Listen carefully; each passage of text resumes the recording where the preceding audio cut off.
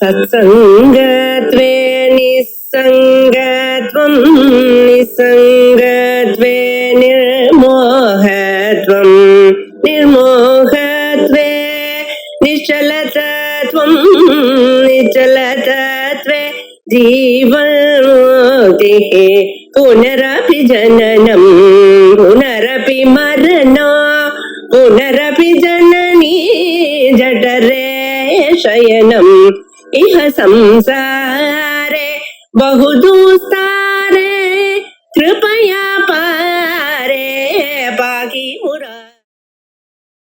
ஸ்ரீ குருப்யோ நமஹ. சித்தாந்த பிந்து 4வது ஸ்லோகத்துல நம்ம பார்த்துட்டு இருக்கோம். அந்த 4வது ஸ்லோகத்துல ந மீமாம்சகாதேர் மதம் வா அப்படின்னு வருது. அப்போ மீமாம்சக மதத்தை நிராகரணம் பண்றார். அந்த விஷயத்தை நம்ம பார்த்தோம். மீமாம்சக மதம்னா என்ன? அவ சொன்ன நியாயப்படி வேதாந்தம் எல்லாமே கர்ம விதிக்கு அங்கமாக வந்தது. அது சுதந்திரமா ஒரு ஆத்மஸ்வரூபத்தை சொல்லிக் கொடுக்கறதுக்கு வரலை. இது அவளுடைய மதம். இப்ப அத அர்த்தவாதாதிகரணம் நியாயாத் விசேஷத்துவம். அர்த்தவாதாதிகரணத்திலே ஆம்னாயஸ்ய கிரியார்த்தத்வாத் அனர்த்தக்யம் அததர்த்தானாம் அப்படின்னு வேவினி சூத்திரம் பண்ணிட்டார். ஆம்னாயகான வேதம் தானே, அது கிரியார்த்தம்னு சொல்றான். அதாவது கிரியையை பிரதிபாதனம் பண்ணக்கூடியது, கர்மாவை பிரதிபாதனம் பண்ணக்கூடியது. சரி, கர்மாவை பிரதிபாதனம் பண்ணட்டும், பிரம்மத்தையும் பிரதிபாதனம் பண்ணட்டுமே, ஆத்மஸ்வரூபத்தையும் அப்படின்னு கேட்டா இல்லையே. ஆனர்த்தக்யம் அததர்த்தானா, கிரியைய எந்த வேத பாகம் பிரதிபாதனம் பண்ண முடியாதோ, கர்மாவை எந்த வேத பாகம் சொல்லலையோ அதுக்கு ஆனர்த்தக்யம் அப்படின்னு பூர்வபக்ஷம் பண்ணினார். பூர்வபக்ஷம் பண்ணிட்டு சித்தாந்தம் சொல்லும் போது அந்த மாதிரி வேத பாகமே இல்லை, எல்லா வேத பாகமும் ஏதோ ஒரு விதத்துல கிரியா விசேஷமாக இருக்கு. கிரியையோட விதினாத்து ஏகவாக்கியத்வா அப்படின்னா, அந்த மாதிரி உள்ள விதி இல்லாத மற்ற வேத பாகங்கள் விதியோட ஏகவாக்கியமாக ஆயிடுறது. ஆகையால பிரமாணம் அப்படின்னு சொல்லிட்டு விட்டார். அப்ப இந்த நியாயப்படி பார்த்தா வேதாந்தம் கூட கிரியாபரமத்தான சொல்லும்படியா இருக்கு அப்படின்னு கேட்டான். இதுக்கு சித்தாந்தி பதில் சொல்றார், இல்லே வைஷம்யா, அர்த்தவாதாதிகரண நியாயம் வேதாந்தத்துல செல்லுபடியாகாது. ஏன்னா அது அந்த நியாயத்தை பிரவருத்தி பண்றதுக்கு வேண்டிய இடமே வேறு. ஸ்வதஹா பிரயோஜனவதர்த்த அப்பிரதிபாதகானாம் வாயுர்வை க்ஷேபிஷ்டாதேவதா இத்யேவமாதீனாம் ஸ்வாத்யாய விதிகிரஹண அன்யதானுபபத்யா பிரயோஜனவதர்த்தபரத்வே கல்பனீயே சப்தபாவனா இதி கர்த்தவ்யதாம்ச சாகாங்க்ஷஸ்ய விதேஹே சம்பிரதானபூத தேவதாதி ஸ்துதித்வாரேண ததம்சபூரகத்வாத் நஷ்டாஸ்வதத்தரதநியாயேன ததுபய ஏகவாக்கியதா இது அர்த்தவாதாதிகரணே நிர்ணீதம். இப்ப சித்தாந்தி அர்த்தவாதாதிகரண நியாயம் இங்க வராது அப்படின்னு சொல்றதுக்கு அர்த்தவாதாதிகரண நியாயம் எங்க வரும், அது என்னதுன்னு அதனுடைய ஸ்வரூபத்தை சொல்லணும். சொன்னாதான் எல்லாருக்கும் புரியும் அது இங்க வருமா வராதான்னு கண்டுபிடிக்க முடியும். அதனால அவர் சொல்றார், ஸ்வதஹா பிரயோஜனவதர்த்த அப்பிரதிபாதகானாம் வாயுர்வை க்ஷேபிஷ்டாதேவதா இத்யேவம் ஆதீனாம். விதி நிஷேதங்களுக்கு சமீபத்திலே பல அர்த்தவாத வாக்கியங்கள் படிக்கப்பட்டிருக்கு வேதத்திலே. இதுவும் வேதத்தை சேர்ந்ததுதான், அர்த்தவாதமும் வேதத்திலே சேர்ந்ததுதான். சுவாத்தியாயோத்யேதவ்யா அப்படிங்கிற இந்த வேதாத்தியனத்தை விதிக்கக்கூடிய வாக்கியம் அர்த்தவாதம் தோடு சேர்த்து எல்லாத்தையும் தான் அத்தியனம் பண்ணணும் அப்படின்னு சொல்றது. வெறும் விதிபாகத்தை மாத்திரம் வேதத்துல அத்தியனம் பண்ண இந்த விதி வரல. அதனால சுவாத்தியாய விதி இந்த அர்த்தவாதத்தையும் கிரகிக்கிறது. அப்படியானால் அந்த விதி அர்த்தமில்லாத ஒரு வேத பாகத்தை அத்தியனம் பண்ண சொல்லாது. ஆகையாலே ஏன்னா பிரயோஜனம் இல்லாத ஒரு விஷயத்துல விதி எப்பவுமே யாரையுமே பிரவர்த்திக்க வைக்காது அப்படின்னு ஒரு நியமம் பண்ணிட்டார் ஜெயமினி. அப்படி இருக்கும்போது அர்த்தவாதங்கள்லாம் அத்தியனம் பண்ணணும் அப்படின்னு சொல்லி விதியால கிரகிக்கப்பட்டதுனாலேயே அதுக்கு ஒரு பிரயோஜனவத்தான அர்த்தம் இருக்க வேண்டும் அப்படின்னு நிச்சயமாயிடுது. பிரயோஜனவத் அர்த்தபரத்வே சித்தே கல்பனியேன்னு அர்த்தம். தானா சித்தம் ஆகலேன்னு சொன்னா அது எப்படி சித்தமாகுமோ அந்த மாதிரி செய்யணுமா. அப்ப எப்படி பண்ணலாம்? இந்த இடத்துல ஒரு நஷ்டாஸ்வத நியாயத்தை கொண்டு வர எப்படின்னு பார்ப்போம். சுவாத்தியாயோத்யேதவ்யா அப்படிங்கிற இந்த விதி வாக்கியத்திலே நமக்கு இந்த பிரவர்த்தனா விதிங்கிறது தான் பிரவர்த்தனா சப்த பாவனா அப்படின்னு சொல்றது. அதுக்கு ஒரு 3 அம்சங்கள் தேவை. என்ன? சாத்தியம், சாதனம், இது கர்த்தவியதா. பிரவர்த்தனா அப்படின்னு சொன்னோம்னா அதனுடைய சாத்தியம் என்ன? சாத்தியம்னா அதனால உண்டாகக்கூடியது என்ன அப்படின்னு கேட்டா பிரவருத்தி தான். அது எதை உண்டு பண்ணணும்? பிரவருத்தியை உண்டு பண்ணணும். அப்பதான் அது பிரவர்த்தனையா. அதுதான் அங்க சாத்தியம். இதுக்கு சாதனம் என்ன அப்படின்னு கேட்டா ஞானம். என்ன ஞானம்? பிரவர்த்தனா ஞானம் அப்படின்னு சொல்லியிருக்காங்க. இவன் என்ன பிரவர்த்தனம் பண்றான் அப்படின்னு தெரிஞ்சுட்டாதான் ஒருத்தனுக்கு பிரவருத்தி ஏற்படும். யாருக்கு பிரவருத்தி ஏற்படணுமோ அவன் முதல்ல இவன் என்ன பண்ண சொல்றாங்கிறது தெரிஞ்சுக்கணும். அந்த அர்த்தமே புரியலேன்னு சொன்னா அவன் சொன்னதை கேட்டுட்டு பேசாம இருந்துருவான். ஆகையால அந்த பிரவர்த்தனா ஞானம்ங்கிறது அவனுக்கு தேவைப்படுறது. இது ஒரு சாதனமாக எடுத்துக்கிறது அந்த சப்த பாவனை. அப்புறம் இட்டிகர்த்தவியத்தை கேட்கறது. அப்படின்னா என்னன்னா இவன் என்ன பண்ண சொல்றான் புரியுறது, ஆனா இது பண்ணினா சிரமம் இருக்கே பண்றதுல, அதனால கொஞ்சம் யோசிப்பான். அப்படி இருக்கும்போது ஒரு பெரிய உற்சாகத்தை ஏற்படுத்தி கொடுத்து அவனை பிரவர்த்திக்கும்படியா செய்ய வேண்டியிருக்கும். அந்த உற்சாகத்தை பண்றதுக்கு தான் ஸ்துதின்னு பேர். இதே மாதிரி நிஷேத ஸ்தலத்துல அவனா ஆசைப்பட்டு பிரவர்த்திச்சிருக்கான், அவனை தடுத்து நிறுத்தணும். இது தப்பு அப்படின்னு நிஷேத வாக்கியம் சொல்லி கொடுத்தாலும் கூட அவனால் அதை தடார்னு நிறுத்த முடியாது. இவ்வளவு நல்லா இருக்கே அப்படின்னு அவன் யோசிப்பான். அப்போ அங்க நிந்தை தேவைப்படும். எப்படி பிரவர்த்திக்கு விதியில ஸ்துதி தேவைப்படுறதோ விதிக்கு, அதே மாதிரி நிவர்த்தி பண்ணி வைக்கிறதுக்கு நிஷேதத்துக்கு நிந்தைங்கிறது தேவைப்படும்.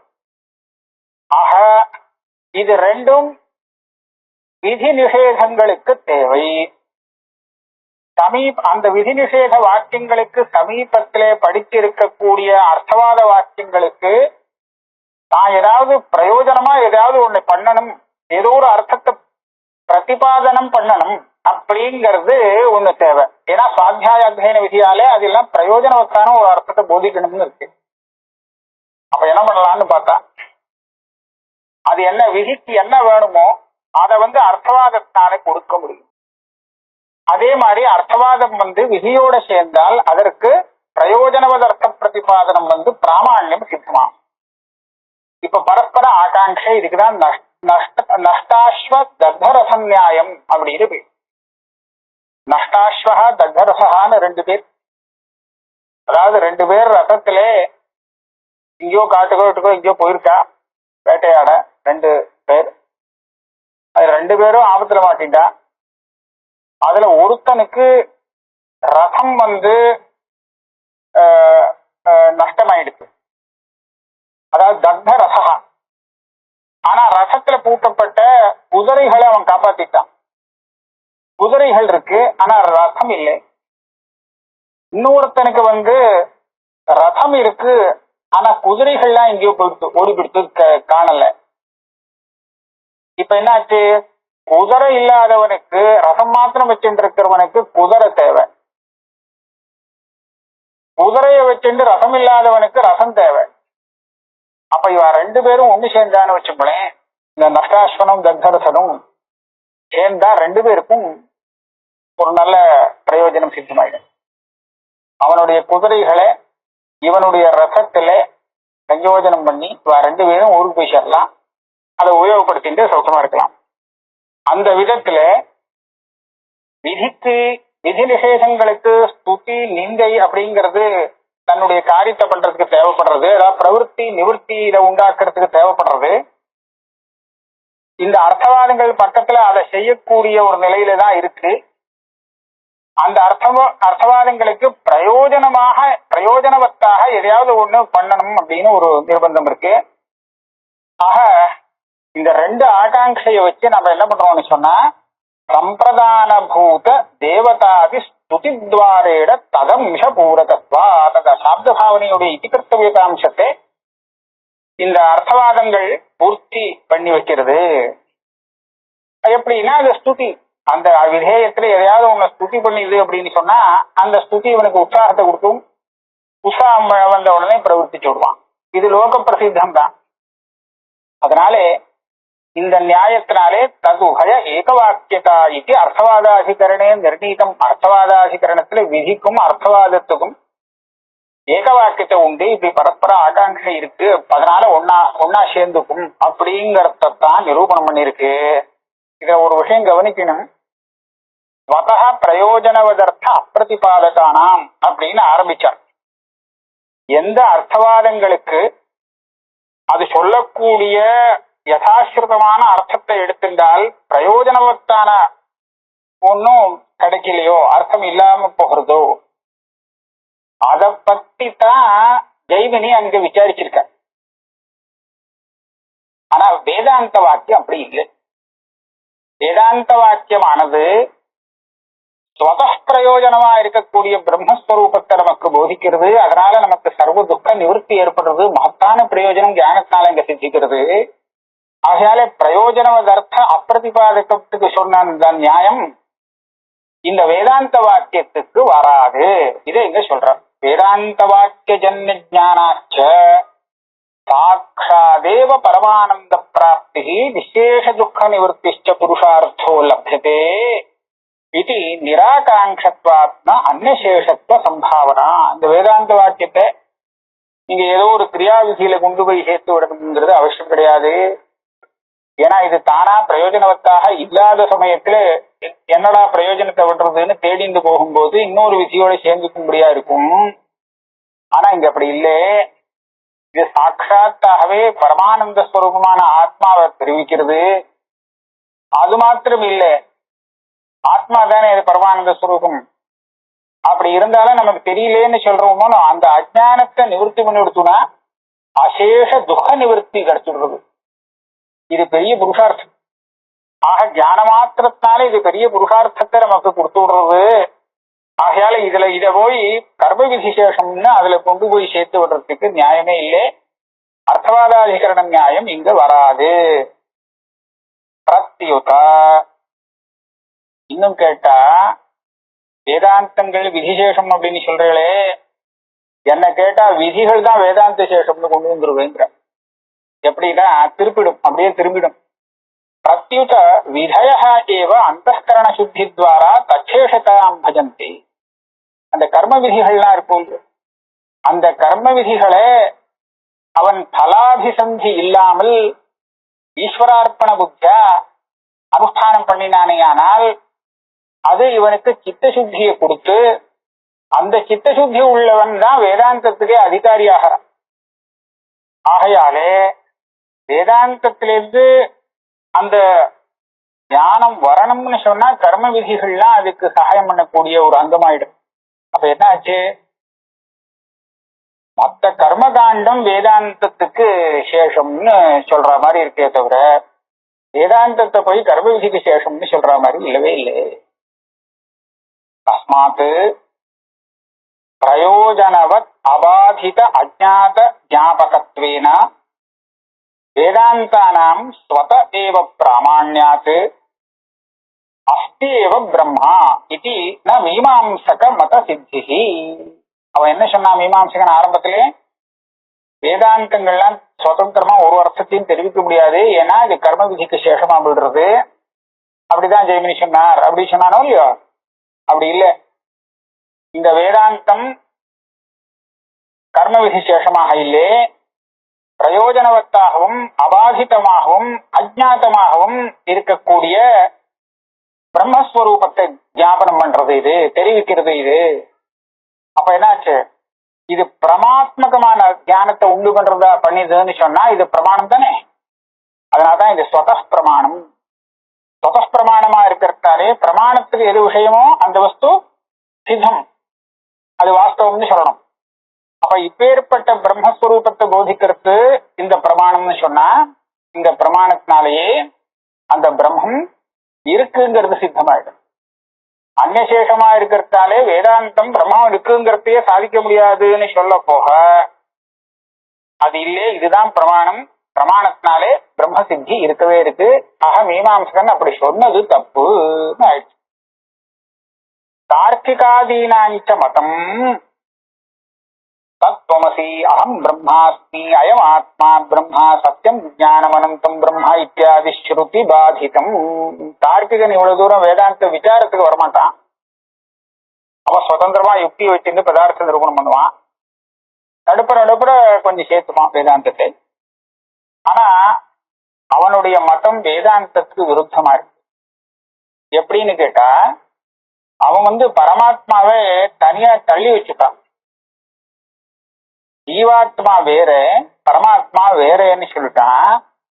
ஆனா இங்க வேதாந்தம் தத்துவமசின்னு சொல்லி அந்த பரமாத்மாவையே ஜீவாத்மாவுக்கு ஸ்வரூபமாக போதிக்கிறது. அது மாத்திரமில்லே, தத்துவமசின்னு உபதேசம் கேட்டவனுக்கு அகம் பிரம்மாஸ்மி அப்படின்னு அனுபவம் வருதுன்னு ஸ்ருதி சொல்றது. ஆக அந்த உபதேசத்தை அவன் கிரகிச்சுக்கிறது கூட அகம் பிரம்மாஸ்மி அப்படின்னு கிரகிக்கிறதுனாலே ஜீவ பிரம்ம அபேதங்கிறது வேதாந்தத்தினுடைய தாத்பரிய விஷயம்னு தெரியும். அப்படி இருக்கும்போது இது வேற அது வேறன்னு சொல்றது வேதாந்த விருத்தம்.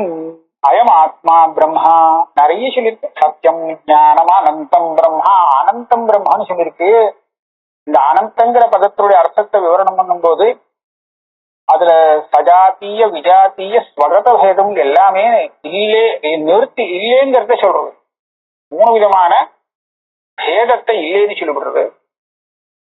அப்படி இருக்கும்போது பிரம்மத்தை தவிர்த்து ஜீவாத்மா வேறு அப்படின்னு சொன்னா அத நிஷேதம் பண்றது இந்த அனந்தங்கிற சப்தம்.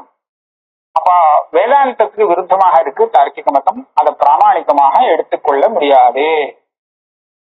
சரி, தார்க்கிக மதம் விட்டுடுவோம். இந்த திரிதண்டி மதம், அதாவது பாஸ்கர மதம், அதை வச்சுக்கலாமே. அவன் 2 வச்சுட்டு இருக்கான். பேதாபேதவாதி, பேதம் இருக்கு அபேதமும் இருக்கு.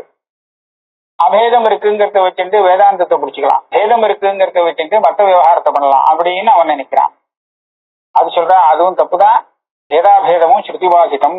எப்படி ஏகமேவாத்விதீயம் பிரம்ம நேஹ நானாஸ்தி கிஞ்சன இத்தியாதி ஸ்ருதி பாதிதஞ்ச பின்னா பின்னத்வம். அங்க முடிக்கணும். ஸ்ருதி பாதிதம்ங்கிற இடத்துல தண்டம் போட்டிருக்கு. ஆனா அங்க அப்படி இருக்கக்கூடாது. ஒரு நிமிஷம் இந்த புத்தகத்துல எப்படி இருக்குன்னு பாக்குறேன். ஸ்ருதி பாதிதஞ்சன்னு நிறுத்திருக்கு. ஆனா ஸ்ருதி பாதிதம் பின்னா பின்னத்துவம்னு சேர்த்துக்கணும்னு வியாக்கியானத்திலிருந்து தெரியுது. பின்னாபின்னத்துவம் பிரம்ம பிரபஞ்சயோ சத்திய பேதாபேதௌ. அப்புறம் கணிகத்துவஞ்ச மேற்கொண்டு அதுதான் சௌரியமா இருக்கும். ஆகாசவத் சர்வகதஸ்ய நித்யா இத்தியாதி ஸ்ருதி பாதிதம். கணிகம் விஞ்ஞானம் தான் பிரம்மம் அப்படின்னு ஆறு சொல்றா, பௌத்தம் சொல்றான் இல்லையா, அது தப்பு. அதுவும் ஸ்ருதி விருத்தமா இருக்கு. எப்படின்னா நித்தியம்னு சொல்றது. ஆகாசவத் சர்வகதஸ்ய நித்யா அப்படின்னு ஆத்மஸ்வரூபத்தை சொல்றது ஸ்ருதி. நீ அதை போய் கணிகம்னு சொன்னேன்னா ஸ்ருதி விருத்தமாகும். ஆக அப்ப என்னாச்சு, எவ்வளவு வாதிகள் ஆத்மாவை பத்தி என்னென்ன சொன்னாரோ அது எல்லாமே வேதாந்தத்துக்கு விருத்தமா இருக்கிறதுனாலே எடுத்துக்க முடியாது, பிராமணிகமாக ஏத்துக்க முடியாது. அத்திரச்ச சர்வேஷாம் மதஸ்த அசத்வே பிரதிஜாதே. விசுத்தாத்மகத்வாத் இதி ஹேதுஹு. ஸ்லோகத்துல எப்படி இருக்கு? ந சாங்கியம் ந சைவம் ந தத் பாஞ்சராத்திரம் ந ஜைனம் ந மீமாம்சகாதேர் மதம் வா. ந அப்படின்னு சொல்லி அது இல்லை அது இல்லைன்னு இந்த இந்த மதங்கள்ல சொல்லப்பட்டதெல்லாம் இல்லை அப்படின்னு இதான் அசத்தம். இந்த மதங்கள்லாம் தவறானது, அது சொல்றபடி ஆத்மா இல்லைன்னு அர்த்தம். இது பிரதிஜை. அதுக்கு ஹேத்து என்ன சொல்றார்? விசிஷ்டானுபூத்தியா விசுத்தாத்மகத்வாத் அப்படின்னு இருக்கு. அதுல அந்த விசுத்தாத்மகத்வாத்ங்கிறத முதல்ல பார்க்கணும். விசுத்தம் ஆத்மஸ்வரூபம் எப்படி இருக்குன்னா விசுத்தமாக இருக்கு. விசுத்தம்னா என்னது? நிர்விகல்ப அத்விதீய சைதன்ய ரூபத்வா வித்யர்த்தா. சுத்தம் சுத்தம்னு சொன்னா அதோட கலப்பு இல்லைன்னு அர்த்தம். எதுவும் கலப்பு இல்லாதது. அப்படின்னா என்ன ஆகும்? கவிகல்ப ஞானத்திலே எப்போதுமே விசேஷம் விசேஷனம் சம்சர்க்கம் அப்படின்னு ஒரு பேதம் வந்துடும். ஏதாவது கலந்துதான் தெரியும் அதுல கவிகல்பகத்துல.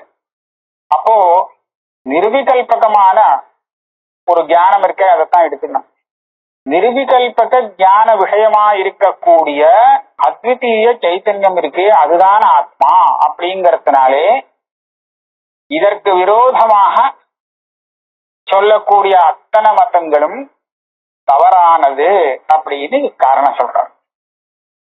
அப்போ அவன் கேட்பான், ஆத்மஸ்வரூபத்தை பத்தி எத்தனையோ வாதிகள் நானா விதமா சொல்லி வச்சிருக்கா வாஸ்தவம். ஆனா அதை எல்லாத்தையும் கண்டிக்கிறதுக்கு நீங்க என்ன ஹேத்து கொடுக்குறீங்க? ஆத்மஸ்வரூபம் வெறும் நிர்விகல்பக அத்விதீய சைத்தன்யமாக இருக்கு அப்படின்னு சொல்றேன். அது நீங்க சொன்னதை வச்சுட்டு நான் ஏத்துக்க முடியுமா? அதை எப்படி நான் தீர்மானம் பண்றது? ஆத்மஸ்வரூபம் அப்படிதான் இருக்குங்கிறது. ஆக நீங்க சொன்ன ஹேத்துவே அசித்தமாச்சேன்னு கேட்பான். அப்போ சித்தாந்தி சொல்லணும், இல்லையே நான் சொன்ன ஹேத்துக்கு நானே பிரமாணம் கொடுக்கிறேன். அத்திர ஹேது விசிஷ்டானுபூத்தியா. வஸ்து எப்படி இருக்கு அப்படிங்கறத நம்ம அனுபவத்தை வச்சு தீர்மானம் பண்ணோம். இப்ப இங்க விசிஷ்டமான ஒரு அனுபவம், விசிஷ்டம்னா விசேஷமான ஒரு அனுபவம். பிரம்மானுபவங்கிறது லௌகிகமான அனுபவத்தை காட்டிலும் தனியாக ஒண்ணு வருது. அந்த அனுபவத்தினாலே பிரம்மமானது அத்விதீய நிர்விகல்பக அத்விதீய சைத்தன்ய ஸ்வரூபம்னு தெரியுது. எங்கேன்னு கேட்டார்.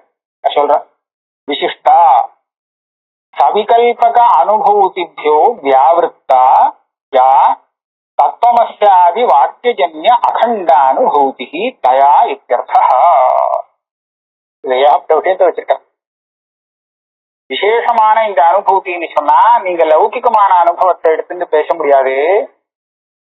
இந்த மகா வாக்கியம் இருக்கே, வேதாந்த மகா வாக்கியம், அதை எடுத்துக்கணும். இந்த மகா வாக்கியத்திலேருந்து வரக்கூடியது வெறும் சாப்த போதம் இல்லே, அது அனுபூதி, சாட்சாத்காரம். அனுபூத்தின்னு சொன்னா அபரோக்ஷமான ஞானம் வருது. அது எப்படி வருதுன்னா அதுதான் பெருசா விசாரம் பண்ணி தீர்மானம் பண்ணிருக்காங்க. அதாவது நீ அதுதான்னு சொன்னா ஒரு தடவை சொன்னாலே இவன் என்ன சொல்றாங்கிறது ஸ்ரோதாவுக்கு புரிஞ்சு போயிடும். தத்துவமசி அப்படின்னு சொல்லி சாந்தோக்கிய ஷஷ்டாத்தியாயத்துல ஸ்வேதகேதுவை பார்த்து அவ அப்பா உபதேசம் பண்றார். இந்த உபதேசம் ஒரு தடவை பண்ணினா அவர் என்ன சொல்றாருன்னு இவருக்கு புரியாம போகுமோ? அது சரியா இல்லையாங்கிற சந்தேகம் இருக்கட்டும், அதை பத்தி கவலை இல்லை. ஆனா அவர் சொன்னது என்னது இதுதான்ங்கிறது புரிஞ்சுக்கிறது ஒன்றும் சிரமம் இல்லை. நமக்கு கூட அப்படிதான் இருக்கு. பல விஷயங்கள் நமக்கு அனுபவத்துல வராட்டா கூட வேதாந்தம் அப்படிதான் சொல்றது அப்படிங்கறத நம்ம புரிஞ்சுக்கிறதுல சிரமம் இல்லை. நம்ம அனுபவத்துல வரலைங்கிறது விஷயம் வேற. அப்படி இருக்கும்போது இவன் எதுக்காக அப்படின்னு கேட்டா அவர் என்ன சொல்ல வராருங்கிறது புரியலேன்னு இல்ல, அந்த வாக்கியத்திலேருந்து இவனுக்கு அந்த அனுபவம் வரமாட்டேங்கிறது. அனுபவம் வரணும், அகம் பிரம்மாஸ்மிங்கிற அனுபவம். அந்த அனுபவம் வரத்துக்கு அவன் பிரயத்தனம் பண்றான். மறுபடியும் சொல்றான். இன்னொரு தடவை சொல்லி பார்க்கறான். ஏதோ ஒரு சந்தேகம் அங்க பிரதிபந்தகமா இருந்துட்டு அனுபூதியை வரவிடாம தடுக்கிறது சந்தேகம். ஆனா அந்த சந்தேகத்தை நிவர்த்தி பண்ணி அந்த அனுபவத்தை அடையணும்னு பாக்குறான். அதனாலதான் மறுபடியும் கேட்கிறான், இன்னொரு தடவை சொல்லுங்கன்னு. 9 தடவை சொன்ன உடனே 9வது தடவை அந்த பிரதிபந்தகம் நீங்கி கொடுத்து, ஒன்னும் பிரதிபந்தம் இல்லை, எல்லாம் நிவர்த்தி ஆயிடுச்சுனாலே அந்த தத்துவமசி வாக்கியம் அவனுக்கு அனுபூதியை உண்டாக்குறது. அப்படிங்கறத எப்படி தெரியும்னா, தத்தாஸ்ய விஜஜ்ஞாவிதி விஜஜ்ஞாவிதி விஜானம் வீணு ஒரு உபசர்க்கம் போட்டிருக்கு. இதுல இருந்து அபரோக்ஷமாக அந்த ஆத்மஸ்வரூபத்தை அவன் தெரிஞ்சான் அந்த வாக்கியத்தினாலே, உபதேசத்தினாலேன்னு தெரியுது. அபரோக்ஷமா வந்த அந்த அனுபவம்ங்கிறது வெறும் சுத்த ஆத்மஸ்வரூப விஷயம்ங்கிறத பெருசா விசாரம் பண்ணி தீர்மானம் பண்ணியிருக்கான். ஆக நிர்விகல்பகமான அத்விதீய சைத்தன்ய அனுபவங்கிறது தத்துவமசி அப்படிங்கிற வாக்கியத்தினாலே ஏற்படுறதுங்கிறத நாம கேட்கிறோம். அதே மாதிரி எத்தனையோ பெரிய மகானுபாவாளுக்கெல்லாம் அது வந்திருக்கு. அதனால அதை வச்சு நான் சொல்றேன், ஆத்மஸ்வரூபம் நிர்விகல்ப சைத்தன்ய ரூபமா இருக்கிறதுனாலே அதுக்கு விரோதமா சொன்ன எல்லா மதங்களும் சரியில்லை, அப்பிராமாணிக்கம். ஏனா அப்ப இவ்வளவு தூரம் விசாரம் பண்ணினத்தால என்ன சித்தமாச்சு? சர்வவியாபகம் அத்விதீயம் பரமானந்த போதரூபஞ்ச பிரம்மா இது சித்தம். சர்வவியாபகம் பிரம்மங்கிறது எல்லாத்தையும் வியாபிச்சிட்டு இருக்கு, அது வியாபிக்காதது ஒண்ணும் இல்லை. அதனால சர்வவியாபகம், ஆகாசத்தை விட பெருசு. ஆகாசமே நமக்கு ரொம்ப பெருசு, அது எல்லாத்தையும் வியாபிச்சுட்டு இருக்குங்கிறது தெரிகிறது வியாபகம்னு. ஆனா அதை விட பெருசு இருக்காது பிரம்மத்தை. அதனால சர்வ வியாபகம். அதே சமயத்துல அத்விதீயம். வியாபகம் அப்படின்னு சொன்னா வியாபியம்னு ஒண்ணு இருக்கு, வியாபகம்னு ஒண்ணு இருக்கு, ரெண்டா இருக்குன்னு தெரியும். அப்படி இல்லை, இது வியாபகம் மாத்தான் இருக்கே தவிர இதுக்கு இன்னொன்னு த்விதீயம் இல்லை. ஏன்னா த்விதீயம்னு நம்ம எதை காண்றோமோ அந்த த்விதீயம் எல்லாமே இதுதான் த்விதீயமாக நமக்கு பிராந்தியா தோன்றது. கண்ணாடியில ஒரு முகம் தெரிகிறது, எனக்கு ஒரு முகம் இருக்கு. இப்ப கண்ணாடியில இருக்கிற முகத்தை சேர்த்துட்டு எனக்கு 2 முகம் அப்படின்னு யாராவது சொல்ல முடியுமோ? 2 முகம்னு தெரிஞ்சா கூட 2 முகம்னு ஒத்துக்க முடியாது, ஒன்னே ஒண்ணுதான் அதுன்னு சொல்லுவோம். அப்ப அந்த மாதிரி தெரியறது பிராந்தியால தெரியுறதுன்னு தீர்மானம் ஆச்சுன்னா அப்ப அந்த பிரம்மம் ஒண்ணுதான் சத்தியம், அது அத்விதீயம்ங்கிறது தீர்மானமாகும். ஆக அத்விதீயம் பரமானந்த போத ரூபஞ்ச. அனந்தம்ங்கிற பதத்திலேருந்து அத்விதீயத்துவம் கிடைக்கும். பரமானந்த போதரூப், அதுவே பரமானந்தம், அதுவே போதரூப். சாதாரணமா புருஷார்த்தத்திலே சில பேர் சொல்லி நம்ம ஏமாத்துவா. அதாவது போதம் தனியா இருக்கணும், அதுக்கு விஷயமாக ஆனந்தம் இருக்கணும், அந்த மாதிரி உனக்கு இல்லையே அப்படின்னு சொல்லுவான். அப்படி இல்லை, நம்ம ஆனந்தம் பிரகாசிக்கணும். அது தானா பிரகாசிக்கிறதா இன்னொன்னுனால பிரகாசிக்கிறதாங்கிறது விஷயம் இல்லை. பிரகாசமான ஆனந்தம் வேணும், அதுதான் நமக்கு தேவை. ஆனந்தம் வரும், ஆனா உனக்கு தெரியாது அப்படின்னு சொன்னா அப்பேற்பட்ட ஆனந்தம் நமக்கு வேண்டாம். தெரிய பிரகாசிக்கக்கூடிய ஆனந்தம் வேணும். ஆனா இந்த பிரம்மம் இருக்கே, இது ஸ்வதா பரமானந்த ஸ்வரூபம். அதே சமயத்துல போத ரூபம்னா ஸ்வப்பிரகாசமா இருக்கு. இந்த ஆனந்தத்தை பிரகாசப்படுத்துறதுக்கு புதுசா ஒண்ணு ஞானம் வரணும் அப்படிங்கிறது இல்லை. அப்ப எதுக்கு நமக்கு தத்துவமசாதி வாக்கியஜன்ய ஞானம், இதுதான் தானா பிரகாசிக்கிறதுன்னு கேட்டா ஒரே பதில், அத ஆவரணம் பண்ணி வச்சிருக்கக்கூடிய அஜானத்தை நிவர்த்தி பண்றதுக்கு தான் விருத்தி ரூபமான ஞானம் தேவை. அது நிவர்த்தி ஆயிடுத்துன்னு சொன்னா பரமானந்த போதம் இருக்கே, போதம்ங்கிறது சப்பிரகாசமான ஸ்வரூபம், இது தானே பிரகாசிக்கும்.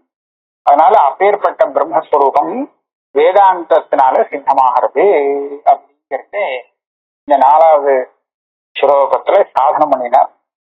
பெரிய வேதாந்த விசாரம் ஆயிடுச்சு. நாம இதோடு இங்க வச்சுப்போம். 5வது ஸ்லோகத்தை அடுத்த கிளாஸ்ல